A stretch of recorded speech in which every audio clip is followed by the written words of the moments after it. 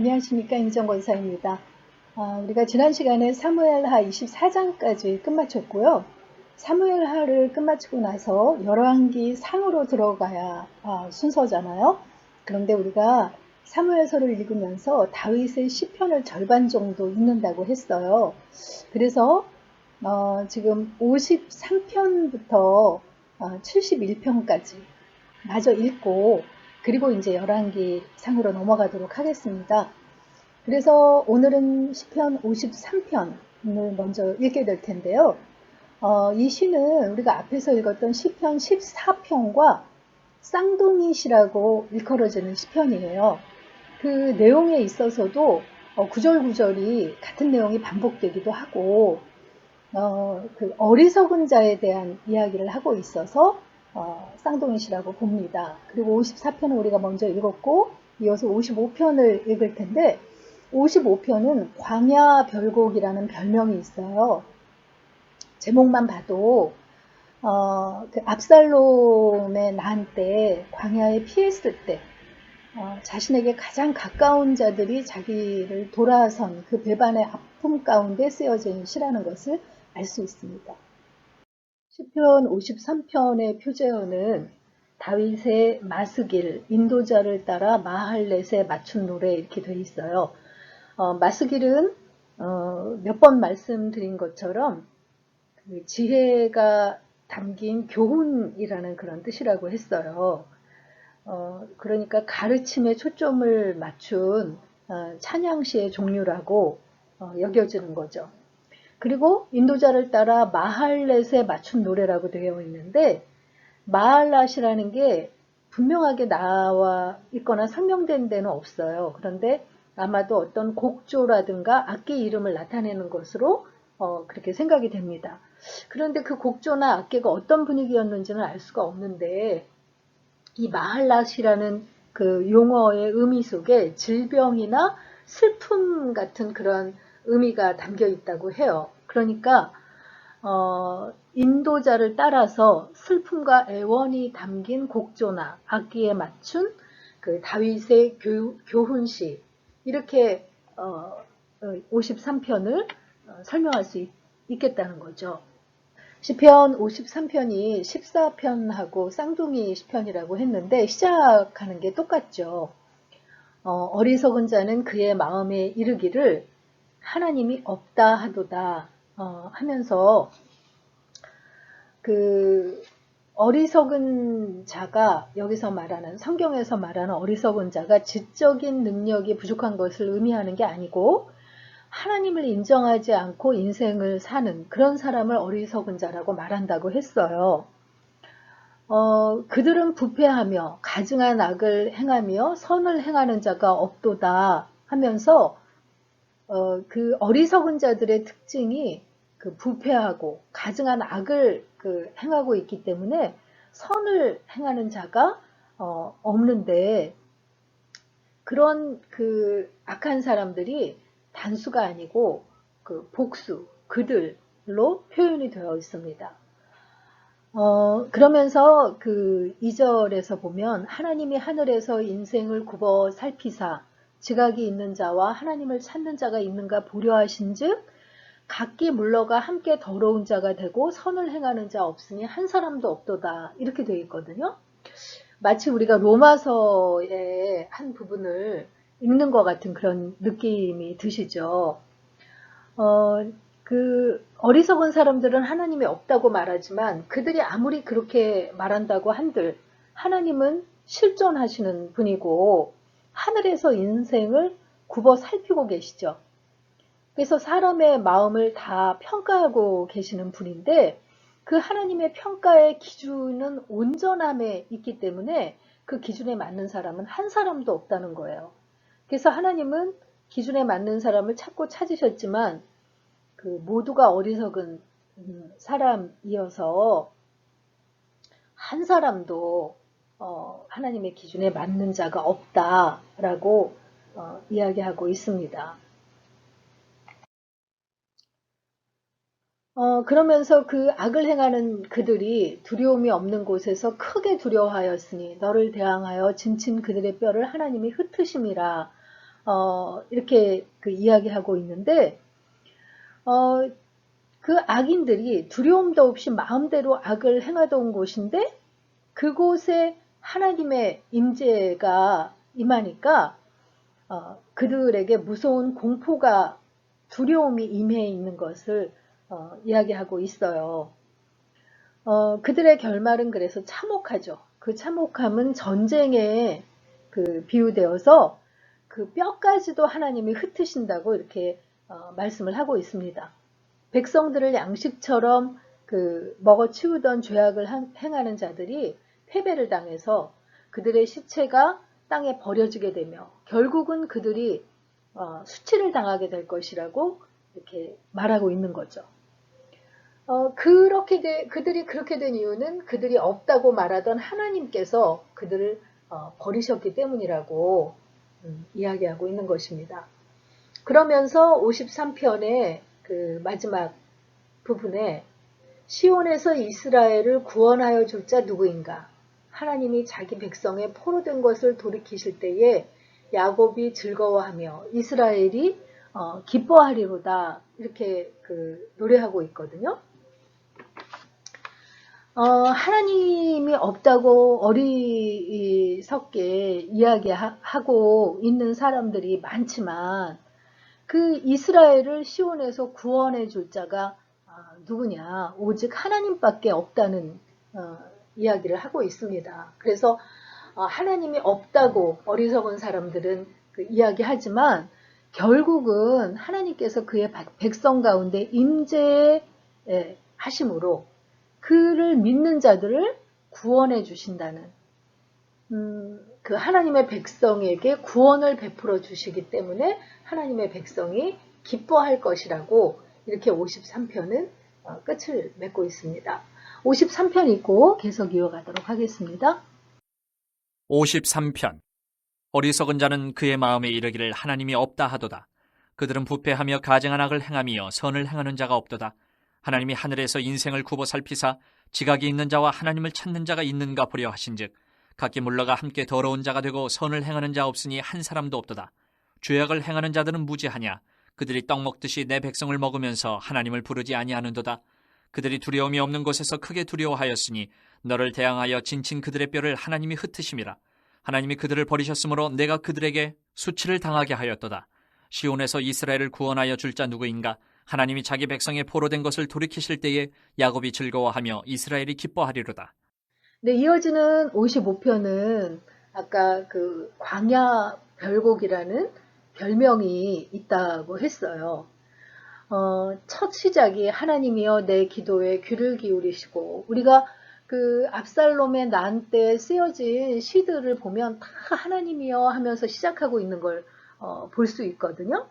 아마도 20편도 광야 별곡이라고 별명이 붙은 걸 보니까 그 시점에서 쓰여진 것이라고 보이는데 여기도 내 기도에 귀를 기울이시고 내가 간구할 때 숨지 마소서 하면서 하나님 앞에 자신의 그 부르짖음을 간구를 들어달라고 이렇게 그 이야기하는 것을 볼 수 있습니다.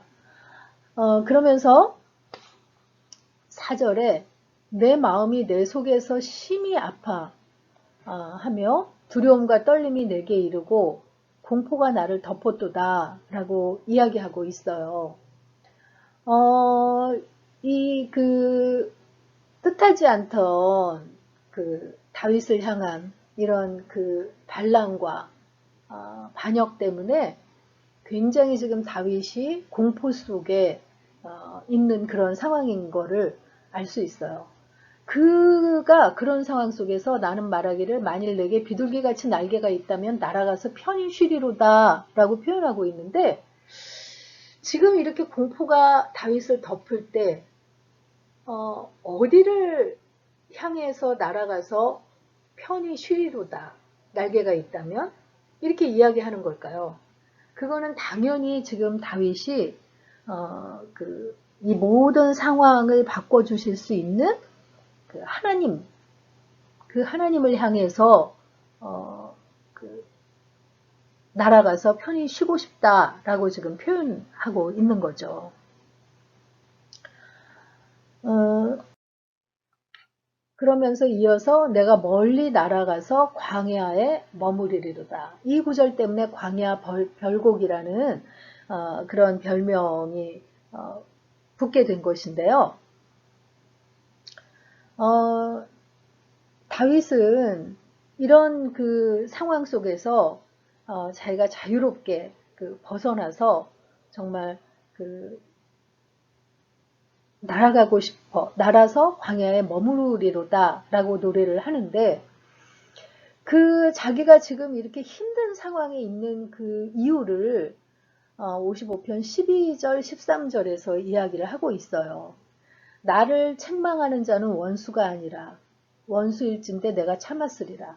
원수가 자기를 책망하고 배반한다면 그래도 그건 참을 수 있으리라는 소리예요.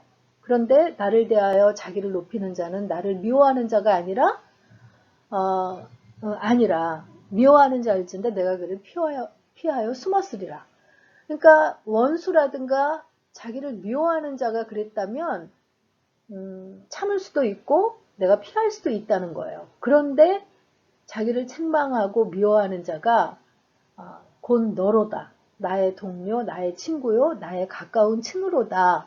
라고 이야기하고 있어요. 다윗이 이토록 지금 힘들어하며 고통 속에 있는 이유는 자신의 동료, 자신의 친구, 자기의 가까운 친구들의 배반 때문이라고 지금 표현하고 있는 거죠. 이게 앞에서도 나왔던 내용이잖아요.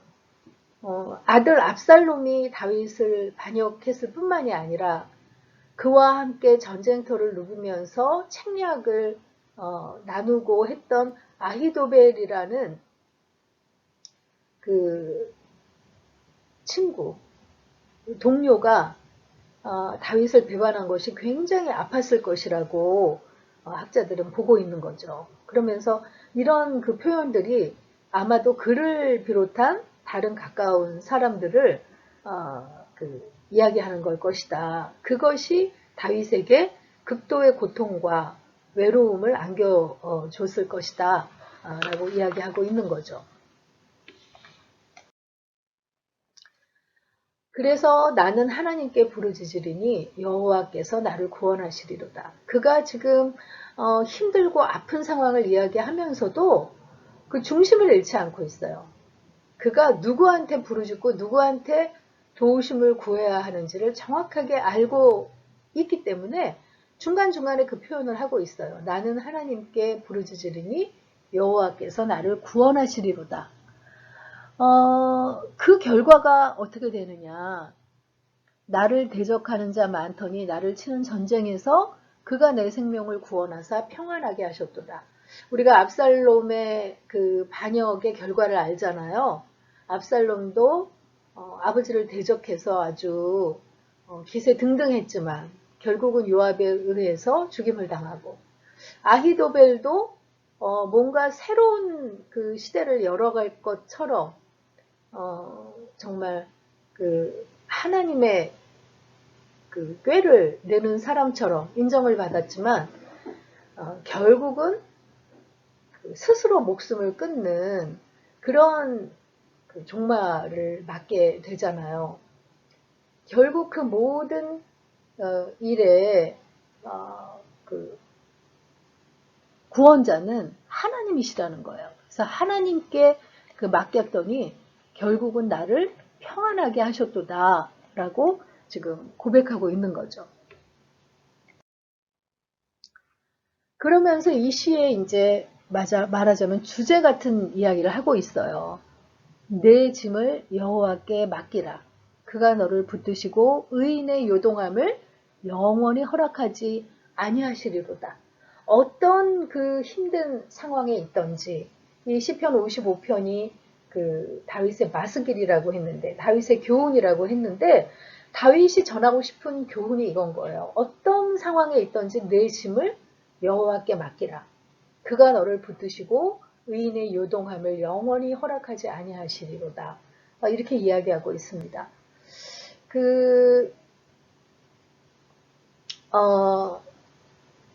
내 짐을 여호와께 맡기라. 오히려 이 우리의 짐이 우리의 몫이 아니고 성령님의 몫이라는 그 조 목사님의 말씀처럼 이것이 나를 누를 때 그것을 여호와께 내려놓고 그에게 맡기면 그가 우리를 붙드시고 요동함을 영원히 허락하지 아니하시리로다 라고 이렇게 고백하고 있는 거예요. 무엇보다도 그 내가 믿는 하나님이 어떤 하나님인지를 지금 다윗은 이야기하고 있는 거죠. 아무리 힘든 상황에 있을지라도 우리의 짐을 맡아주시고 우리를 붙드시고 우리가 흔들리지 아니하도록 구원해 주시는 그런 그 하나님, 그 하나님이 우리의 구원자가 되시기 때문에 우리의 짐을 하나님 앞에 맡겨야 한다고 지금 강조하고 있는 것입니다. 하나님이여 주께서 그들로 파멸의 웅둥이에 빠지게 하시리이다. 피를 흘리게 하며 속이는 자들은 그들의 날에 반도 살지 못할 것이나 나는 주를 하리이다. 내가 믿는 하나님이 그런 하나님이시기 때문에 구원자가 되시고 피할 분 그리고 우리의 짐을 맡아주시는 분이 되기 때문에 나는 주를 의지하겠다고 우리의 모든 처지를 속속들이 알고 계시는 그분께 나아갈 때만 하나님께서 주시는 평안 속에 거할 수 있기 때문에 나는 그를 의지하겠다고 다윗이 고백하고 있는 그런 내용이 시편 55편입니다. 그래서 오늘의 묵상 포인트는요. 내가 믿는 하나님이 어떤 분이시라고 알고 계시나요? 라고 잡아봤는데요. 우리가 하나님을 이런 분이다, 저런 분이다 이렇게 여러 모양으로 이야기하고 또 시시때때마다 다르게 느끼기도 하는 것 같아요. 그런데 내가 믿는 하나님이 어떤 분이다, 나를 붙드시고 인도해 주시고 언제나 나를 용납해 주시는 분이다 라는 어떤 그런 확실한 고백이 되어진다면 우리가 힘들 때 그 하나님을 향하여 시선을 맞추고 바로 나아가는 것이 더 쉬워지리라 그렇게 생각을 해봅니다. 시편 55편 읽고 마치도록 하겠습니다. 55편. 하나님이여 내 기도에 귀를 기울이시고 내가 간구할 때에 숨지 마소서. 내게 굽히사 응답하소서. 내가 근심으로 편하지 못하여 탄식하오니 이는 원수의 소리와 악인의 압제 때문이라. 그들이 죄악을 내게 더하며 노하여 나를 핍박하나이다. 내 마음이 내 속에서 심히 아파하며 사망의 위험이 내게 이르렀도다. 두려움과 떨림이 내게 이르고 공포가 나를 덮었도다. 나는 말하기를 만일 내게 비둘기같이 날개가 있다면 날아가서 편히 쉬리로다. 내가 멀리 날아가서 광야에 머무르리로다. 셀라. 내가 나의 피난처로 속히 가서 폭풍과 광풍을 피하리라 하였도다. 내가 성내에서 강포와 분쟁을 보았사오니 주여 그들을 멸하소서. 그들의 혀를 잘라버리소서. 그들이 주야로 성벽 위에 두루 다니니 성중에는 죄악과 재난이 있으며 악독이 그 중에 있고 압박과 속임수가 그 거리를 떠나지 아니하도다. 나를 책망하는 자는 원수가 아니라 원수일진데 내가 참았으리라. 나를 대하여 자기를 높이는 자는 나를 미워하는 자가 아니라 미워하는 자일진데 내가 그를 피하여 숨었으리라. 그는 곧 너로다. 나의 동료, 나의 친구여, 나의 가까운 친으로다. 우리가 같이 재미있게 의논하며 무리와 함께하여 하나님의 집 안에서 다녔도다. 사망이 갑자기 그들에게 임하여 산채로 스올에 내려갈지어다. 이는 악독이 그들의 거처에 있고 그들 가운데 있음이로다. 나는 하나님께 부르짖으리니 여호와께서 나를 구원하시리로다. 저녁과 아침과 정오에 내가 근심하여 탄식하리니 여호와께서 내 소리를 들으시리로다. 나를 대적하는 자 많더니 나를 치는 전쟁에서 그가 내 생명을 구원하사 평안하게 하셨도다. 옛부터 계시는 하나님이 들으시고 그들을 낮추시리이다. 셀라. 그들은 변하지 아니하며 하나님을 경외하지 아니함이니이다. 그는 손을 들어 자기와 화목한 자를 치고 그의 언약을 배반하였도다. 그의 입은 우유 기름보다 미끄러우나 그의 마음은 전쟁이요 그의 말은 기름보다 유하나 실상은 뽑힌 칼이로다. 내 짐을 여호와께 맡기라. 그가 너를 붙드시고 의인의 요동함을 영원히 허락하지 아니하시리로다. 하나님이여 주께서 그들로 파멸의 웅덩이에 빠지게 하시리이다. 피를 흘리게 하며 속이는 자들은 그들의 날에 반도 살지 못할 것이나 나는 주를 의지하리이다.